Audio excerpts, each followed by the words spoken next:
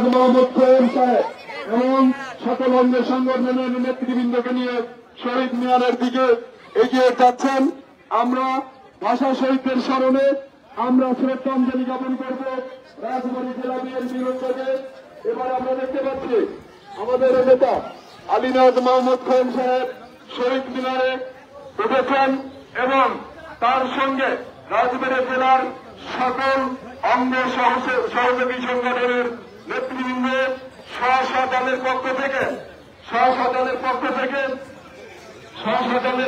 থেকে পুষ্পমালা অর্পণের জন্য শহীদ মিনারের দিকে এগিয়ে যাচ্ছেন।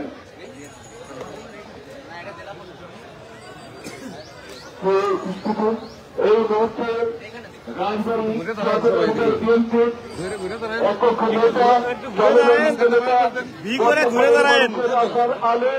আলী নিয়াজ মোহাম্মদ খোয়েম পুষ্পমাল্য অর্পণ করছে।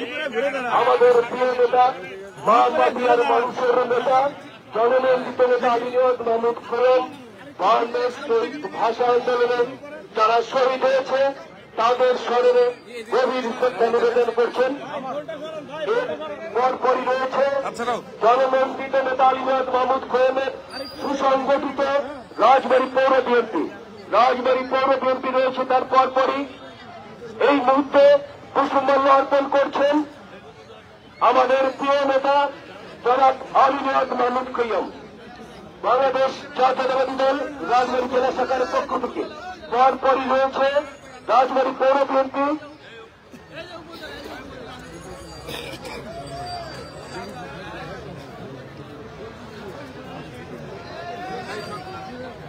এরপরই রয়েছে বাংলাদেশ জাতীয়তাবাদী শ্রমিক দল, কৃষক দল এবং আমাদের সমস্ত অঙ্গ সংগঠন রয়েছে চেয়ারম্যান সহ বাংলাদেশ জাতীয়তাবাদী মহিলা দল সহ সমস্ত অঙ্গ সংগঠন আমাদের পুষ্পমাল্য অর্পণ করছেন।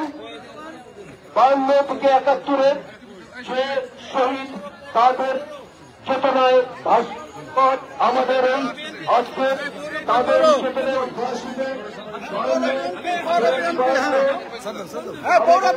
রাষ্ট্রভাষা বাংলার জন্য।